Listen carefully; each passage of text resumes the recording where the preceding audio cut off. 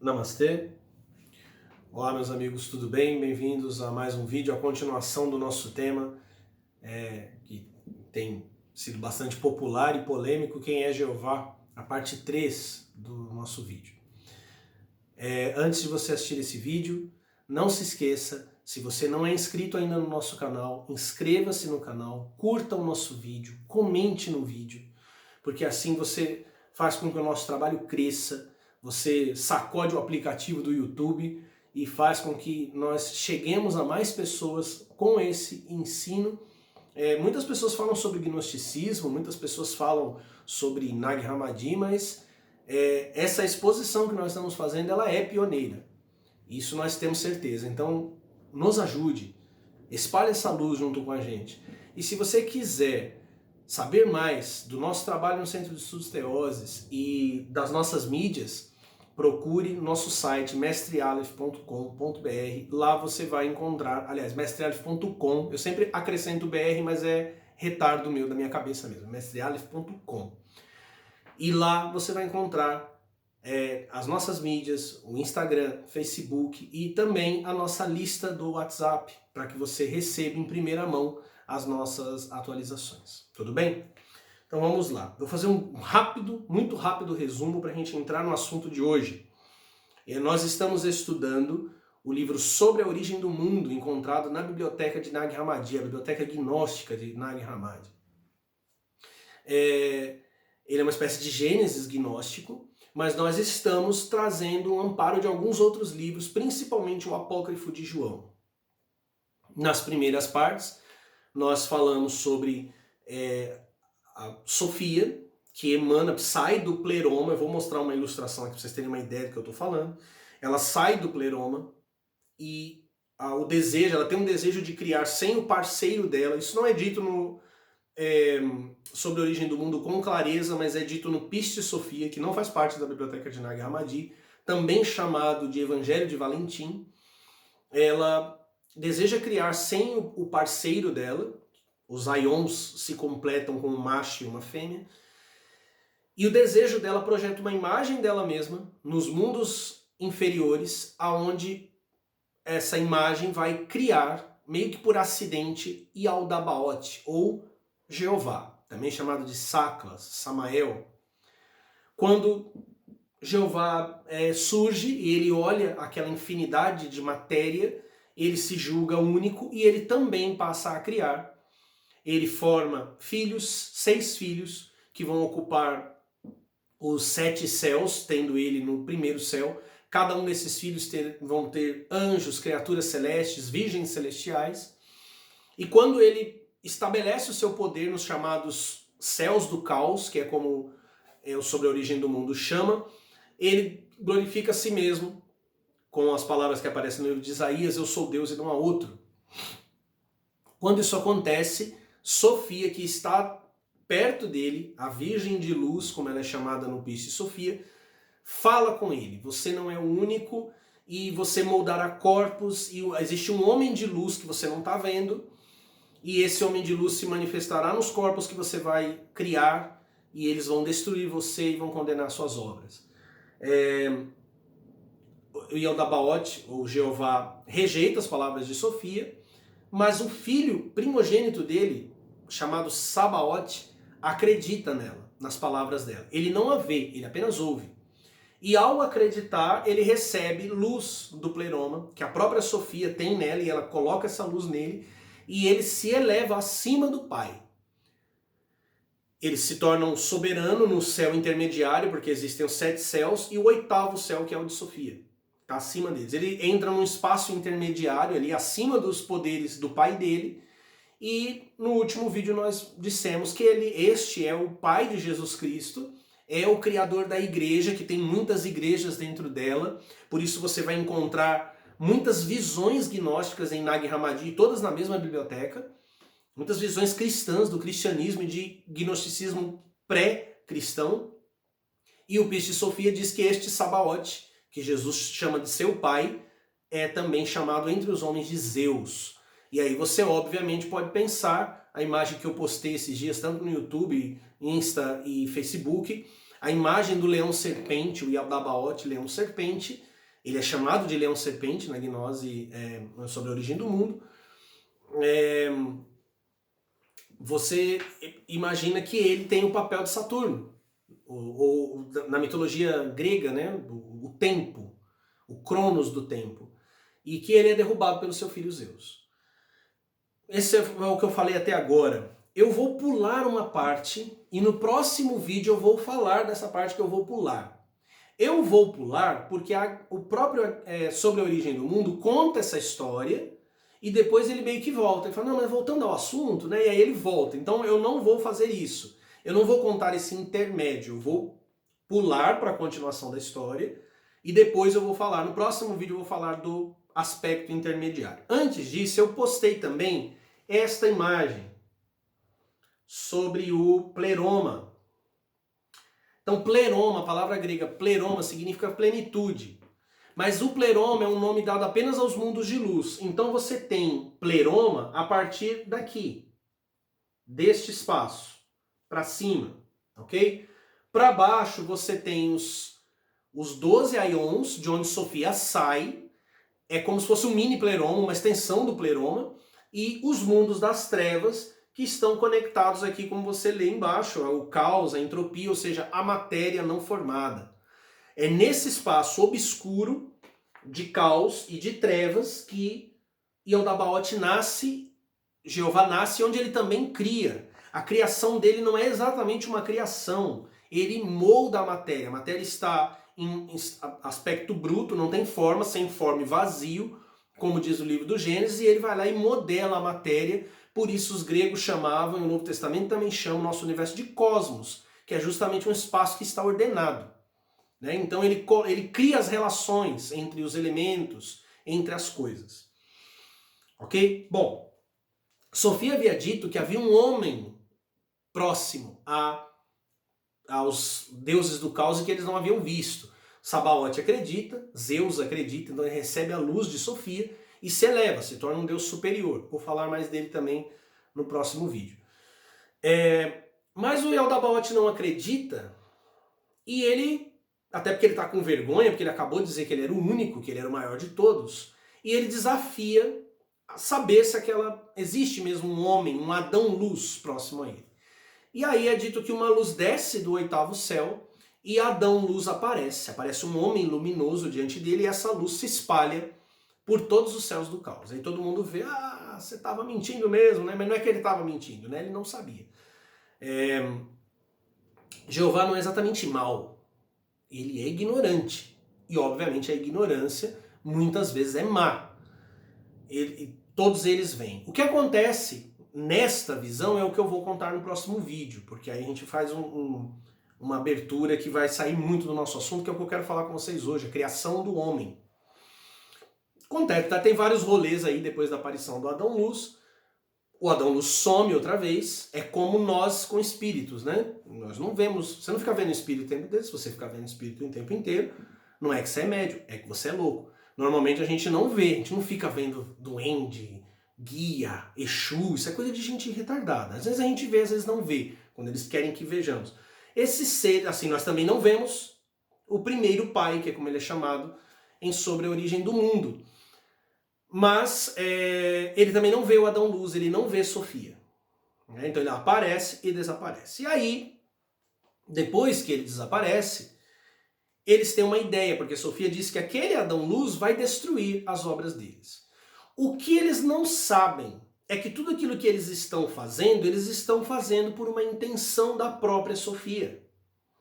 Porque ela sabe que cometeu um erro, ela sabe que a luz dela se aprisionou na matéria e agora ela pretende resgatar essa luz. Então a criação do nosso mundo material é a criação de um caldeirão alquímico. Quando na Kabbalah nós falamos em elevar luz, resgatar luz, é disso que nós estamos falando. Não os cabalistas tradicionais. Nós, na Kabbalah messiânica, estamos falando disso. Esse mundo foi criado para que o elemento de trevas e de luz se separe.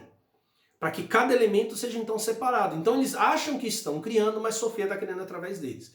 Então eles pensam, vamos criar um corpo. Ela tinha dito que eles iam fazer isso. Mas eles pensam, vamos fazer um corpo mas de um modo que a luz fique presa. E quando essa luz se manifestar no corpo, nós seremos senhores da luz, desse Adão-luz, né? No Sobre a Origem do Mundo, o texto diz que, eu vou explicar isso no próximo vídeo. Em seguida, eles têm essa ideia, né? Cada um dentre eles atirou sua semente, eles gozaram, tá? Pra você entender, não é semente, eles saíram, tinha um saquinho de semente, eles saíram, girassol, sei lá do que. Eles gozaram. Cada um deles atirou a semente no centro do núcleo da Terra. A partir daquele dia, os 7 governantes, que são os arcontes, né, os arrons, deram forma ao homem. Seu corpo é parecido com o corpo deles, ou seja, nosso corpo é parecido com o corpo deles. A sua imagem assemelha-se ao homem que surgiu diante deles, o Adão-Luz. Então, quando se fala em corpo, né, obviamente a estrutura física, e a imagem é algo interno. Eles colocaram uma espécie de sinal ali. Seu corpo moldado tomou forma de acordo com a parte de cada um deles. Aquele que os liderava, que é o Jeová, né, criou sua cabeça e medula.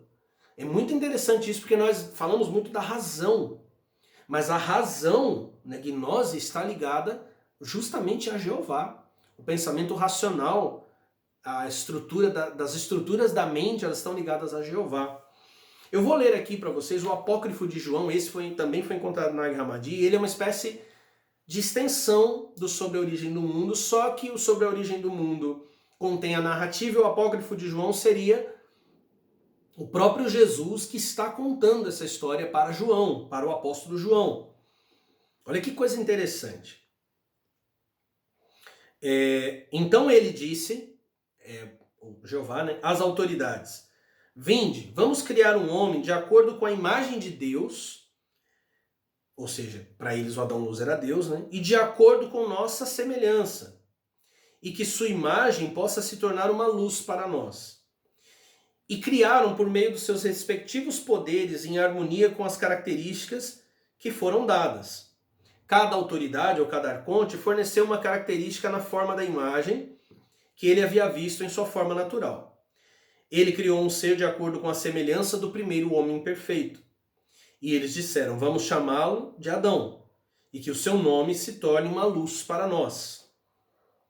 E os poderes se iniciaram, aqui que é interessante. Eu não vou ler todo, é um relato muito longo. Mas só para vocês terem uma ideia. E os poderes se iniciaram. O primeiro, a bondade, criou um esqueleto-alma. Esqueleto-alma. O segundo, a presciência, criou um tendão-alma. E por aí vai. Então eles criam primeiro a alma, inclusive o sangue-alma.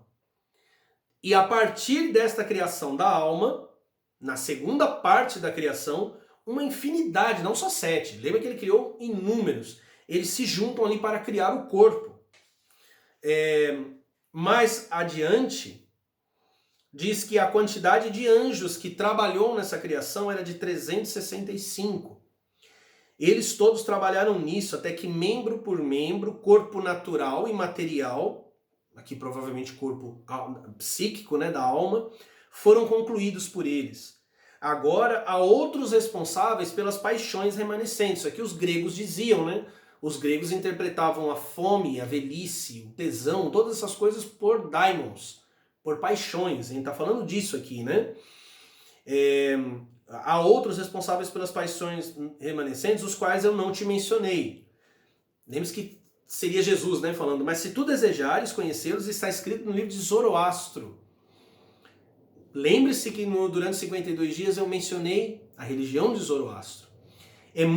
A abertura da biblioteca de Nag Hammadi aqui no nosso trabalho, ela é uma continuação direta, tanto dos 52 dias, como principalmente do nosso 51º vídeo, quando eu falei do código no livro Fluam as Minhas Lágrimas, disse o policial, do Philip K. Dick. O código não está isolado, ele está dentro de um contexto, e nós estamos agora construindo este contexto para que o código seja compreendido. Vamos lá. E todos os anjos e demônios trabalharam até que tinham construído o corpo natural. E o produto deles ficou completamente inativo e imóvel por um longo período. Veja bem, o que acontece? Eles criaram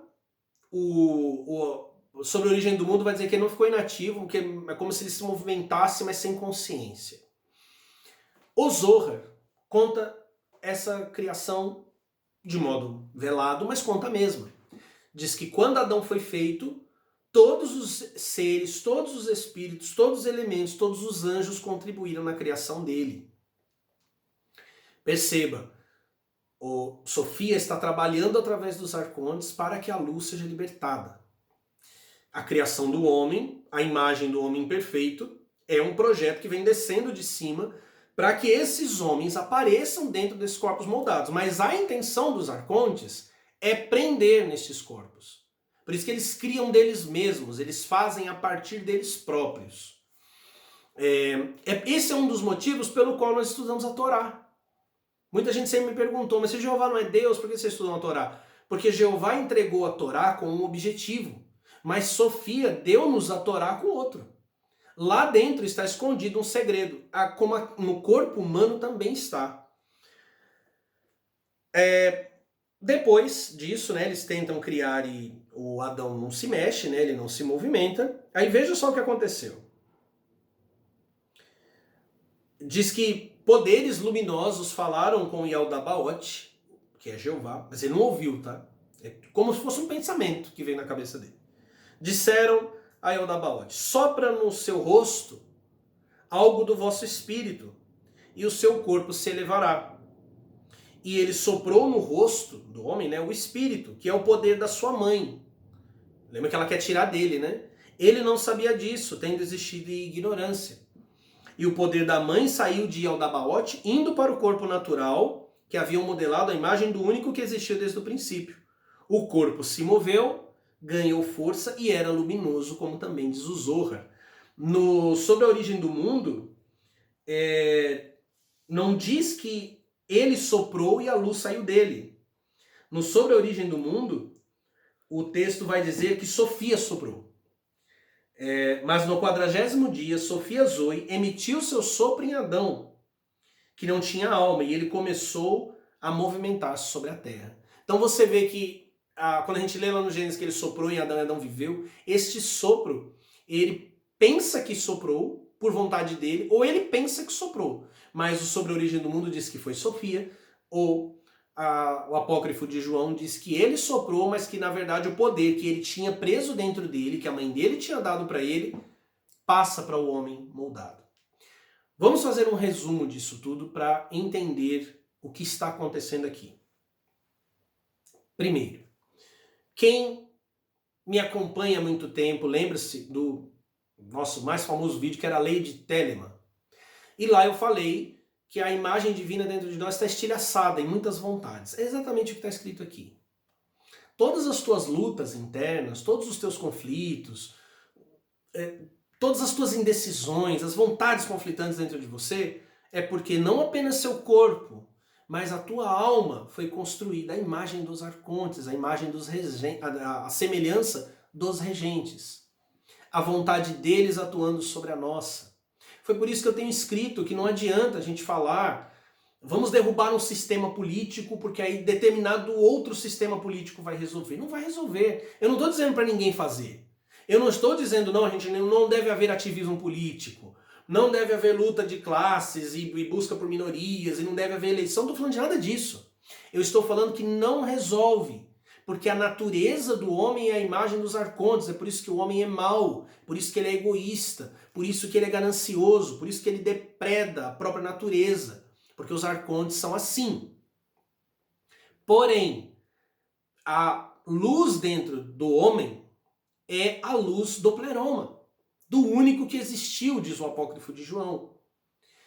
Mas o que acontece? A partir do momento em que esta luz, o poder criador, estava em Jeová e agora ele está no homem moldado e o corpo se iluminou, o homem moldado é a fonte da força dele. Foi por isso que eu escrevi num outro texto que nós poderemos destruí-lo, como Sofia disse. Um homem moldado, um homem de luz aparecerá nos corpos que vocês moldaram e destruirá vocês. Foi exatamente o que ela disse. Esse espírito pode destruí-lo porque é a força que o mantém existindo. Por isso que ele nos quer cultuando.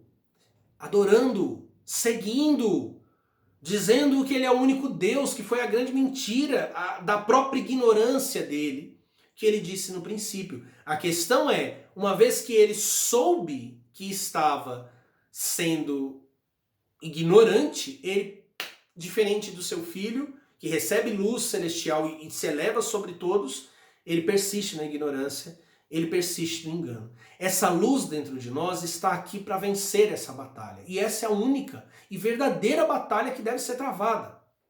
Sobre a origem do mundo fala, por que essas coisas estavam sendo ensinadas? Eu vou dizer para você por que elas estão sendo ensinadas agora.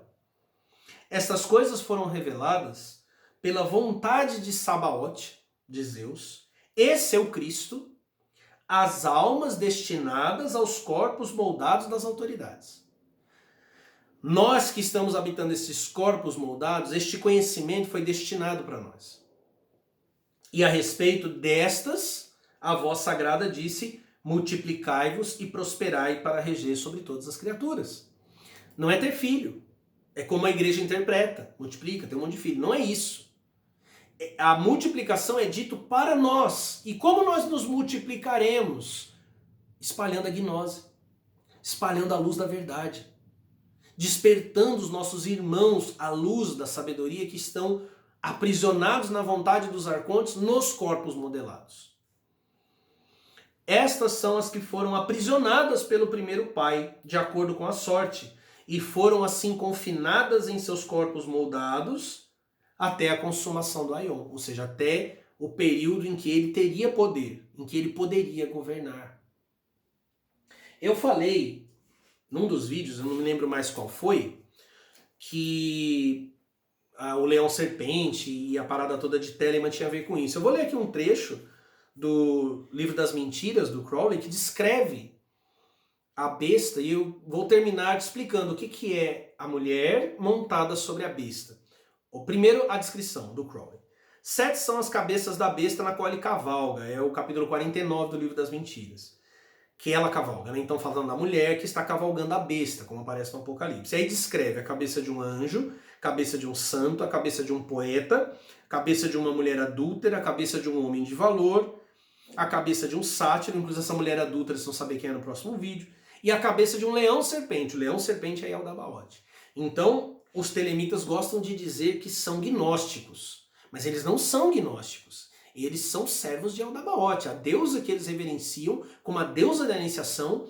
Babylon está sentada sobre os arcontes, sobre os regentes. E neste outro livro muito famoso de um grande místico, Jacob Boehme, Os 3 Princípios da Essência Divina, veja só o que ele diz sobre a alma. Ó tu vergonhosa prostituta. Tem uma nota no texto. A prostituta é a alma não penitente. Ou seja, lembra lá, eles construíram não só o corpo, não foi? Eles construíram também a alma. O que é a alma sentada sobre a besta? Porque não tem uma mulher governando as autoridades, mas a alma governa o nosso corpo. Isso todo mundo vai dizer, a alma é mais importante, a psique é mais importante. Os movimentos da nossa alma são maiores do que do corpo, eles determinam os movimentos do corpo. Você está com um problema psíquico, você tem que procurar um médico, um psicólogo e tudo mais. A alma, ela é chamada de prostituta e ela governa o corpo formado à imagem dos regentes. Somente por meio da gnose, quando o espírito desperta, quando a luz da sabedoria desperta, é que então essa mulher é destruída, como aparece no Apocalipse, e a Virgem Celestial, a Jerusalém que desce do céu, governará, tomará o controle e destruirá os arcontes, transformando o corpo. Ó vergonhosa prostituta, não viajará mais em tua orgulhosa montaria, a besta, com uma humildade afetada. Naqueles tempos não se dirá mais o poder reside no ouro ou na prata. Por isso que a prostituta está coberta de ouro, né? Ela é gananciosa. Isso é da alma. Esses metais se tornarão uma flor na luz e a tintura residirá no florescimento do lírio. Ele fala de lírio porque eu já tinha falado, né, sobre as 3 eras do Espírito Santo. Vocês devem lembrar, né? Eu falei disso em vários vídeos. E as 3 eras, a primeira é descrita como urtigas, a terceira como rosas e a última como lírios, né? Joaquim de Fiore fez essa descrição, que seria a era do Espírito Santo. E ele fala do florescimento do lírio, de modo que as pedras serão tão preciosas quanto esses metais. A veste da Virgem Sofia é mais bela do que o teu orgulho.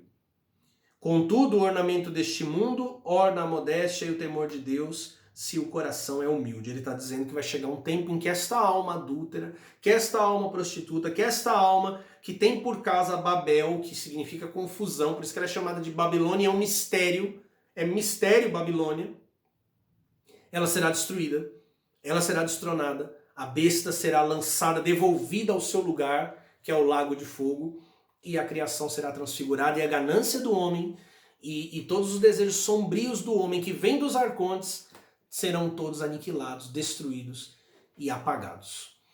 Meus irmãos, estamos caminhando. A partir deste dia nós voltamos à nossa frequência de vídeos, pelo menos 2 por semana. Temos muita coisa para dizer, temos muita coisa para revelar. Essa série continua. Nosso próximo vídeo não será sobre a série, mas aguarde, ele está chegando aí, não vai demorar, mas ele se encaixa com esse tema. E é o Verdadeiro Cristianismo, parte 2. Eu fiz um Verdadeiro Cristianismo lá atrás, nós estamos resgatando as séries. Fica de olho, junte essas ideias, porque a gnose da luz é a nossa vitória sobre os regentes. Eu agradeço muito a todos vocês. Namastê.